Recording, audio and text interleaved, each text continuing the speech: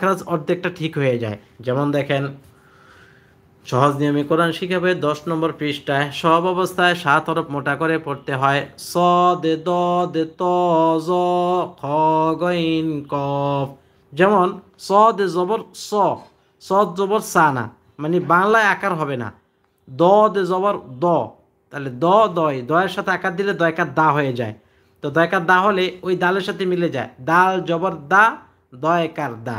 তো এইটার উপরে জবর দিলে বাংলায় আকার আসে, কিন্তু এইটার উপরে জবর দিলে বাংলায় আকার আসে না।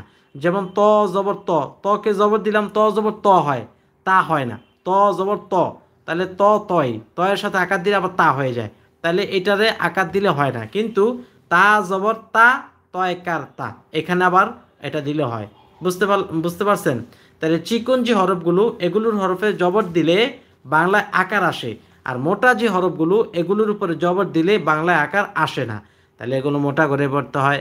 আর এই 7টা হরফ পবিত্র কোরআনকারী